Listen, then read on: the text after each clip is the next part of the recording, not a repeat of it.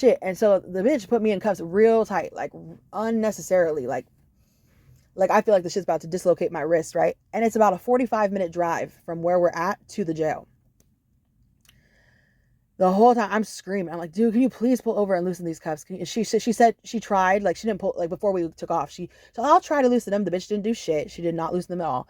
And it's a 45-minute drive. It feels like my shoulder's about to pop out of my socket. Like it's the most agonizing feeling. I'm crying. I'm crying and screaming just because it's like, ugh, like I'm just so angry. I have to be in this position. Like, you don't understand. My man had just ordered a pizza. The reason when I got pulled over, I was going to get a bunch of scratch tickets for us. He gave me like $50 to go get a bunch of scratch tickets.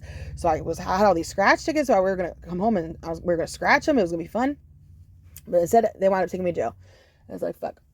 And so, because they seen me in the grocery store parking lot, literally, and like waited till I left and pulled me over, like right across the street from where the camper was at. It was fucking crazy. But anyway, so I'm pissed, right? So I'm hooting and hollering, screaming, crying, you know what I'm saying? And then finally, when we get to jail, the officer who booked me was the nicest cop I've ever met. She was young, hot. She was like one of my peers, you know, basically. And she's like sweet as can be, like nice as can be, like took the cuffs off me right away. And as soon as the cuffs are off me, dude, and I can relax, I stop crying. I'm fine.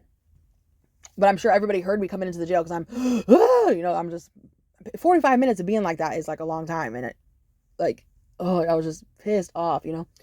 And anyway, but I stopped crying as soon as she gets them off me because then my blood's flowing again. I can fucking breathe, you know? But anyway, so I come into the cell and I start talking to this normal lady, the sane lady, not the Miss Gollum, right? I'm talking to this lady. I'm like, what are you in here for?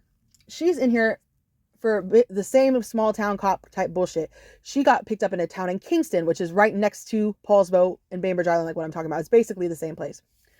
And the cops out there arrested her for a DUI when she was not even behind the wheel. She had already gotten home, parked her car, was in her house. Her baby daddy called the police on her, said she had been driving drunk. They came and arrested her for the DUI at her house. Okay. Where else do you hear of that happening? Nowhere. That's what I'm saying. Don't fuck around in this small town. If you ever go there, it's like, it's really not worth it. The cops don't got shit else to do. Like they will do some fucking illegal, fraudulent type shit. Like for real. I'm serious. This lady got picked up for a DUI while she was home, dude. They took her and she's talking to me about it. And she's talking to me about how she's nervous because like the baby they have together is like under a year old, like maybe like 4 months old or something like that. She's never been away from it. She says the dad's never even changed a diaper, right? And now the baby's our home with the dad, but also her biological 9-year-old daughter, who does not belong to this man, right? It's her daughter from a previous relationship. And she says, so she knows that the little girl is the one that's caring for the baby because the dad don't do shit. And she's worried. She's just worried about her babies and she's just, you know, wants to get home to them, right? I'm like, well, do you believe in God? You know? And she's like, yeah, absolutely. And I was like, well, I'll pray for you. I'll pray with you, you know, if you'd like to. She goes, yes, please. That'd be so good. So, you know, we hold hands and I start saying a prayer. Halfway through our prayer, the door opens and they call her name and she's out of there. I don't know if they released her. I don't know if she went to her like assigned cell. I don't know what happened to her, but she got let out. And I was like, don't worry, I'll finish the prayer. And so I closed my eyes and start finishing the prayer. Oh, rewind this a little bit. Okay. Before, you know, when the girls start talking about why she's in there, you know, I'm polite. I ask everybody in the room why are you here? I'm asking you too. I asked the crazy lady because by this time she came out from behind the toilet and sat on one of the benches. I'm like, why are you in here? She goes, I tried to slit my baby nephew's throat. I'm like, what the fuck? You know? So I just don't respond. I'm like, well, okay, wow, that's some shit, you know? And like, I just lock my eyes with the normal sane lady in the room and we're talking, right? Okay, so fast forward, she gets taken out. I'm finishing the prayer. As I'm praying, this lady is like pacing back and forth, muttering incantations, like angry. Like I can't quite understand what she's saying. It's like, it sounds like Tagalog mixed with English mixed with demonic fucking nonsense, you know? So I'm like, after I get to pray, I'm like, do you have a problem with me praying? She goes, yes, I do. I'm like, why? Again, some like Spanglish, Janglish, demonic fucking, I can't quite understand what she's saying, but basically something about like, you're not righteous enough to be praying and something. And just, she's just angry about it. I'm like, okay, well, that's fine. You can feel that way. But if I want to pray, I'm gonna pray. And you do, you know what I'm saying? And we can just like, we can leave it at that. You know what I'm saying? Like, basically, I'm going to do what I want. You do what you want. And we can coexist. Like, but you're not going to tell me I can't pray, basically. You know what I'm saying? And she's like, she like, literally this time, when you came in here, you were screaming like a little child. I'm like, oh, hell no. I'm like, this bitch, like, I'm about ready to knock this bitch out and catch another charge. So I go to the fucking intercom button. Help! I said, get me the fuck out of here. And they came and they're like, I said, this lady is antagonizing me. I said, she's fucking talking shit to me. And I'm like, she's about to get knocked the fuck out. Okay. I'm not playing this shit right now. She's antagonizing me. And I said, and why is she in here? For trying to slit a baby's throat? I said, why do you have me in the same room as this bitch? I said, And they said, they took her out and put her in a different cell next to me, right? Like a more confined holding cell. So I'm in here by myself. And I'm laying down, but we share a wall still, me and this broad, right? And so, like, just because I'm feeling real hopeless, like, damn, I'm in here, who knows when I'm getting out, like, I got taken in there so spontaneously, was not expecting it. But I feel a sense of peace because I know that I'm in God's hands and God is with me, right? And so I start singing hymns, I start singing gospel, like I start singing, praising the God, praising the Lord, you know, praising my Father, you know, in heaven. And so I'm singing, and as soon as I start singing, like, I hear like those same demonic like incantations, like she's trying to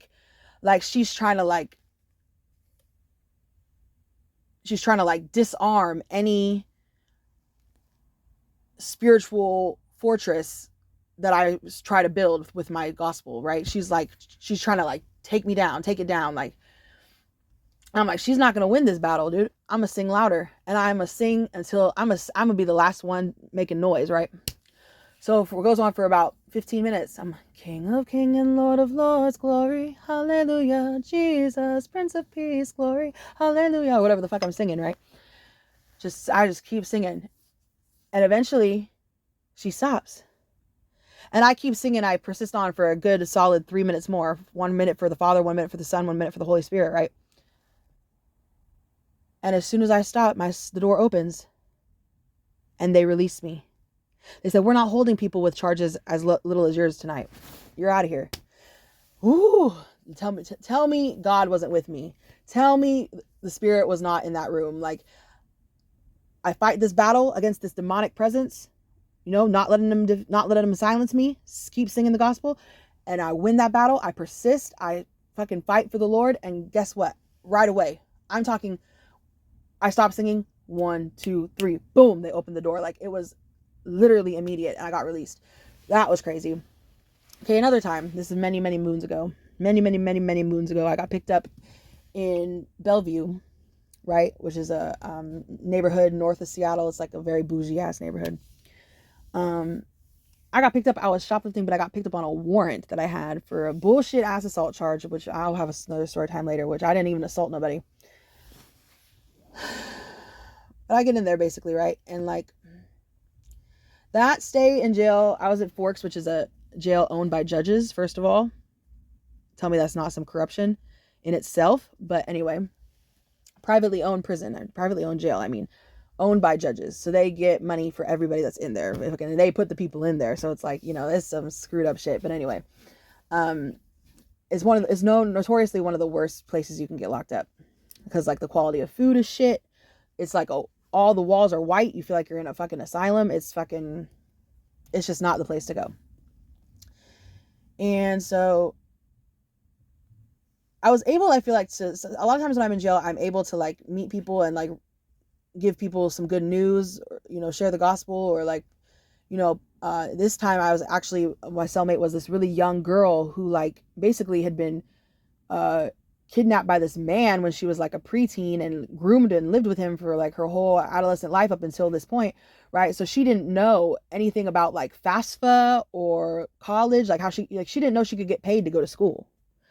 And so like I was able to like really like, I feel like I was there, like God put me there for a reason almost, because I was able to like enlighten her, like, no girl, you can get paid to go get your education and be independent. Like they will give you money to go to school. She had no idea, which is like how do you not, you know what I'm saying? Which is just goes to show you, like some people get shielded from the light, and like they're really just ignorant to all the opportunities they have being in America because they're in a bad set of circumstances, you know? So you can't assume that everybody knows about all the options that are out there for them. Like it was really shocking to me that she had no idea that she could get paid to go to school. Like, but anyway, so I'm glad I was able to tell her about that, you know?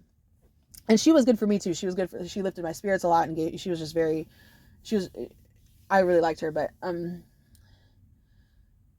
so basically I'm in there, right? And I'm in there for shoplifting, and I hear God saying to me in my head, like, you know, you need to cut it out. This is where this life's going to get you. You know, you need to stop stealing. You need to stop doing all this shit, right? And that's like the motif. You know how earlier I talked about like some motif, like a motif that might play out. Like that was the motif of this situation, right? Like me constantly thinking about like how I don't need to be living this life of crime anymore, and I don't need to be stealing anymore, and you know, eventually I'm going to get caught up for real, and I'm going to have to go to prison, like.